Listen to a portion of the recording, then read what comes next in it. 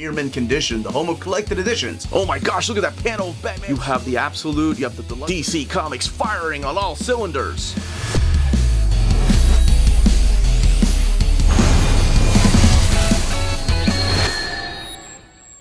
In the world of mortal men, he is Jim Corrigan, but to the vermin of the underworld, he is the Spectre. You are looking at the Avenger of Evil here on Near-mint Condition.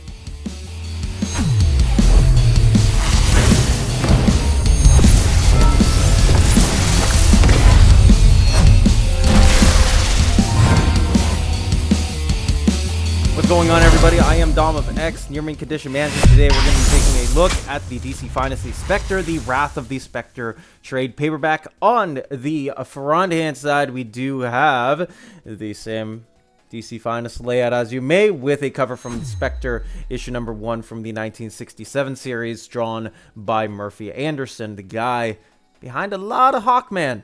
And here on the spine, we do have a little bit more of information as to the years that it covers, which is 1966 to 1963, with the same handoff side as the other DC Finest trade paperbacks. And then on the back, we do have the same presenting DC Finest stories and whatnot, with all the covers. This time it lays out that we are going to be doing some time skips. So we are going from 1966 to 69, 74 to 75, and 1981 through 83, with the synopsis below defying the embodiment of justice. Let's go ahead and...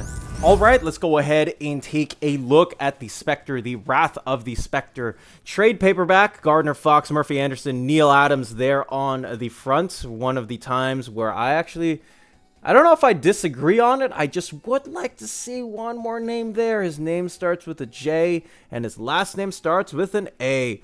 And that guy right there, Jim Aparo, is exactly the guy I'm talking about. This is the same front of the book that was the omnibus as well. The omnibus has the same opening presentation as this, with the same spot from the Brave and the Bold artist man Jim Aparo, who also apparently, I think he also might have written script, if my mind recalls that correctly. Please let me know if I'm wrong down below. Spectre created by Jerry Siegel and Bernard Bailey there, along with the estates credited for the Superman, of course, who was also in this book.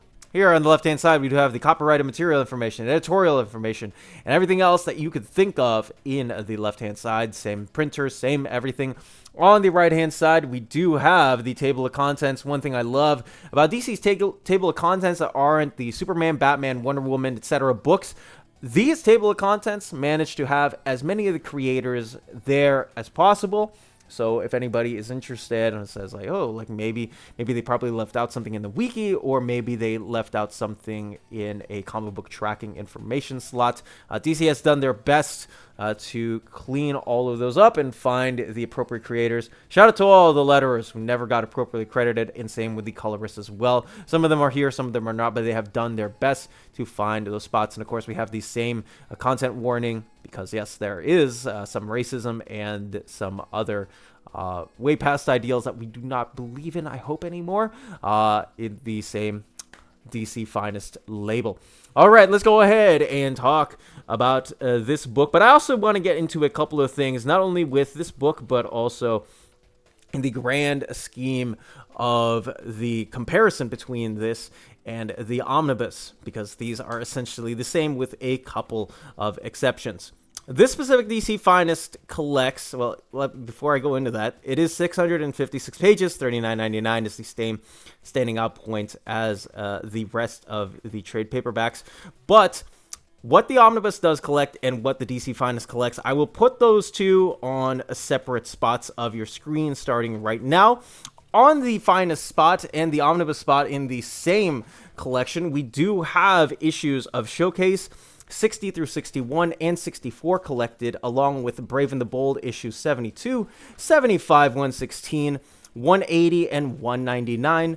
Spectre issues number 1 through 10, Adventure Comics 431 through 440, and Ghosts issues number 97, I should say, to 99. So all of those are the same from the Omnibus and the DC Finest. I know that some people want to try to test out their wallets, and I believe that the Finest is going to be much better in terms of you're going to be getting most of the same content anyways. The two differences between these books is that the Omnibus exceptionally collects DC Comics Presents issue number 29, which is a Superman and Spectre story appropriately. On the Finest side, it does collect issues of All-Star Squadron, specifically issues 27 through 28, which have never been collected before. I tend to be very biased with these because I have been getting all of DC Finest, but I want to mention that because it's really cool. I think that DC has never ever collected issues of All-Star Squadron before in that mindset, and I'll be getting to the contents of that in just a little bit, somewhere at the end of the video, where these All-Star Squadron issues are collected. I also want to run through this Wrath of the Spectre, which is appropriately named after the story in the first issue of the 2000 Spectre? No, 1967 Spectre volume. So I want to get into a little bit of the history of Spectre just to sort of give you guys an idea of what you're going to be getting, because a lot of this is the same as a lot of its Silver Age DC counterparts. But what is a Spectre? Why on earth was a Spectre gone so far? And why are we picking it up here in 1966 and not 1950, 1945, 1939? Okay, before I get in, let's go ahead and talk about Golden Age Spectre. Golden Age Spectre, as we saw in the All-Star Comics reprinted issues in the Justice Society of America Golden Age DC Finest trade paperback volumes, we have seen him fight against the tyrannies of the Axis powers in some of those specific volumes. But the reason to why I bring this up is because Golden Age Spectre was a sort of fusion between two beings. We have this police detective who is named Jim Corrigan, and that name is going to be very, very, very important for the rest of, as long as the Spectre exists, although a lot of people have handled the Spectre differently. And we also have this force known as the Spectre, the evil Avenger, this avenging force of wit and destruction. Not destruction, but somebody who looks at life very much in a different light as other people. And that Spectre, and I actually read up on this quite a bit, had relations against the Abrahamic God. And he was even cast off by that same God in the pages of More Fun Comics when Jesus was born. So yeah, you learn something new every day, right? But like I said, he also had a very close relationship with the JSA. In the pages of All-Star Comics, he had a very big hand in attributing himself to the JSA in times of need, in times of war, and in times of strife. Unfortunately, that same help was no longer there to be found when, well, the Red Scare happened, McCarthyism happened, and All-Star Comics turned into All-Star Western. We have an All-Star Western DC Comics, DC Finest coming up. And when superheroes kind of fell out of the water, so too, in continuity, did the JSA get disbanded at some point? And what is the purpose of having somebody who has all of these different powers get reprimanded essentially by the government and saying, well, you can't help us anymore because we're on the hunt against you guys? So in continuity and out of continuity, all of those things happened. Enter Julius Schwartz, who has been at the helm of a lot of reimagining these Golden Age characters into a retroactively fit shape to appeal to the wider public. And I have said many times before, we do not have a current comic book industry if Julius Schwartz were not around to lift it up from its spirits. That Julius Schwartz told Gardner Fox and Murphy Anderson, who we also saw on Hawkman, another prominent Golden Age character, to say, hey, can you guys cook up something to give to the folks around America to say, well, maybe this character can do something. So in issue 60 of Showcase, we get introduced back again to Jim Corrigan, who is not able to feel his alter ego. There's something up with him as a person. He can't figure out what exactly is going on. He knows that he's attached to something, but that something just can't be found. And you have sort of these two warring ideals, warring forces against each other, which leads into this sort of awkward confrontation with a demonic entity known as Modus. But at that point, there is a sort of seal in this in a two-issue set with showcase issue 60 to 61.